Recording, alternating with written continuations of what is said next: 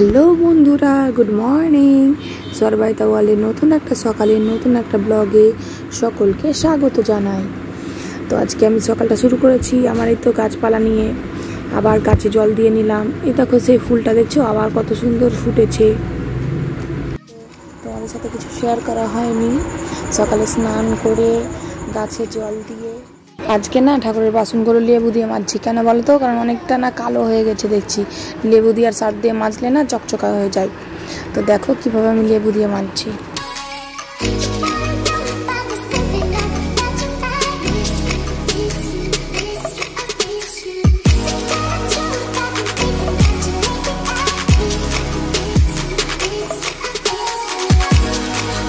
ঠাকুরদের বাসনগুলো দিয়ে এবার রান্না করবো। জানো তো আজকে খিচুড়ি রান্না করব।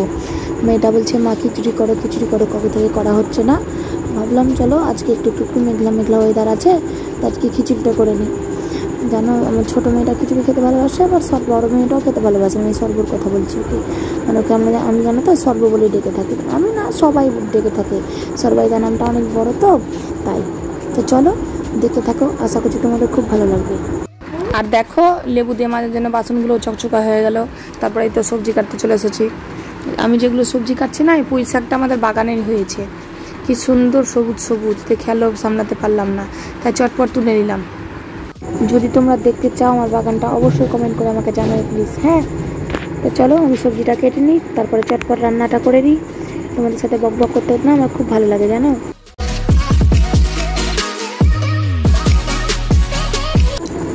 আর জানো তো আমার বয়স তো বেশি ইনকাম নেই, আমাকে অল্প টাকার মধ্যেই খুশি থাকতে হয়। ওই জন্য একদিন সবজি কিনে 3-4 দিন সেটাতেই চালাতে হয়। ওই জন্য চেষ্টা করি সব কিছু অল্প স্বল্পর মধ্যে চালাতে।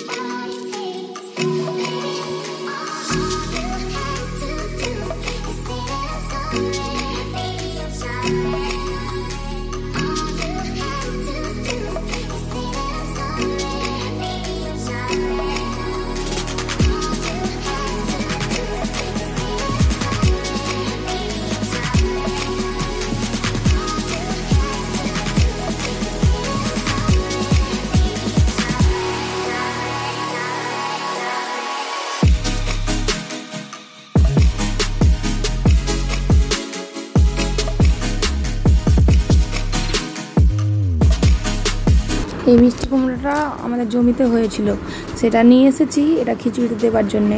এটাতেই আমাদের 2-3 দিন চলে যাবে। কেন বলতো, আমরা দুটো মানুষ আর বাচ্চা দুটো কতই বা খাবে বলো।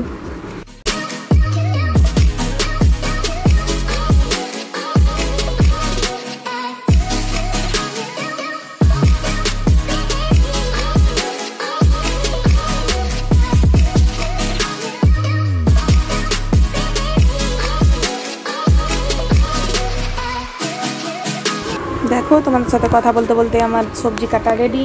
এবারে তো এখানে সবজিগুলো আগে ভেজে নিই।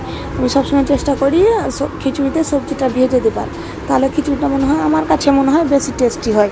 তোমরা কীভাবে রান্না করে আমাকে কমেন্ট করে প্লিজ জানাবে। হ্যাঁ, প্রথমে আমি আলুটা ভেজে নিয়েছি। কেন বলো তো, পটল বেগুন এগুলো তো নরম, একটুতেই নরম হয়ে যায়, তার জন্য আগে আলুটা ভেজে নিয়েছি। তারপরে পটল দিয়ে দিলাম, তারপরে এই তো বেগুন দিয়ে দিলাম। এগুলো ভেজে লাস্টে শাকটা দিব। শাক যেহেতু খুব নরম হয় ওই জন্য পরে শাকটা দিব। তারপরে লবণ হলুদ দিয়ে আবার ভেজে নিলাম।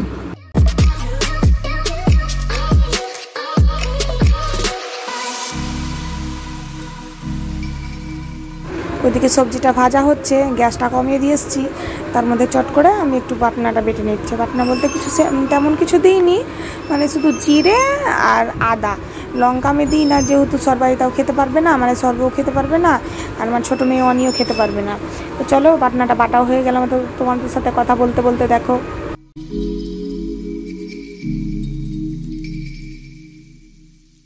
সবজিগুলো দিয়ে দিয়েছি, সেটা তোমাদেরকে আর দেখানো হয়নি। তো সেটাই দেখছিলাম, তো কিরম সেদ্ধ হয়েছে, তো দেখলাম এখনও হয়নি। তার মধ্যে আমি ভাবলাম চলো দুটো আলু ভাজা করে নিই। অনি বলছিল যে মা একটু আলু ভাজা করো, খিচুড়ির সাথে ভালো লাগবে। এটা সত্যি কথা, খিচুড়ির সাথে যদি একটু আলু ভাজা, কি হয়তো ডিমের অমলেট, কি আলু সেদ্ধ, এগুলো খুব ভালো লাগে, তাই কিনা বলো? আমাকে তো খুব ভালো লাগে। তো চলো আলুটাও ভেজে নিই আমি এখন।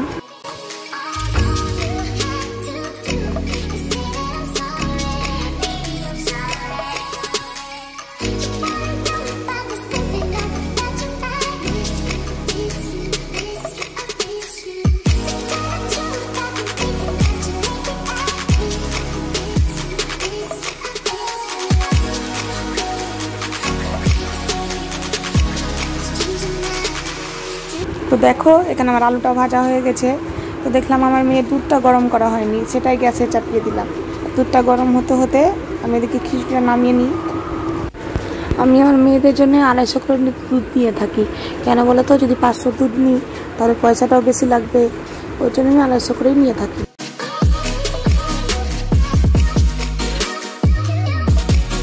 আসলে কি বলো তো, আমার বরের যেমন ইনকাম, সেই রকম ইনকামের উপরেই আমি যদি আমার ডিমান্ডটা সীমাবদ্ধ রাখি, তাহলে সংসারে কোনো অভাব আসবে না। আমি এরমভাবেই সংসারটাকে চালাই। এবার এরমভাবে চালাই বলেই আমার সংসারটা ধরো কোনো অভাব আসে না, অল্প টাকার মধ্যেই আমি সুখে আছি। আসলে কি বলো তো, যদি তুমি তোমার চাহিদাটা অল্প টাকার মধ্যেই যদি সীমাবদ্ধ রাখো, তাহলে সংসারের কোনো অসুবিধা হবে না। অনেক কাল থেকে স্কুল অফ হয়ে গেছে জানো তো, তো ভাবলাম ড্রেসটার বাইরে রেখে কী করবো, আলমারিতে তুলে রাখি, না হলে আবার নোংরা হবে, আবার খামাখা কাচতে হবে, তাই সেগুলোই গুছিয়ে নিচ্ছি।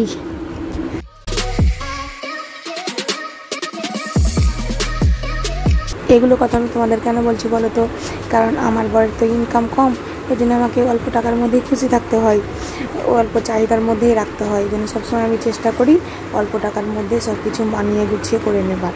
তো চলো আজকে তোমাদের সাথে অনেক কিছু শেয়ার করলাম, আবার অন্যদিন তোমাদের সাথে গল্প করব। আজকের মতো এই পর্যন্ত। ভালো থাকবে, সুস্থ থাকবে, সকলে টাটা।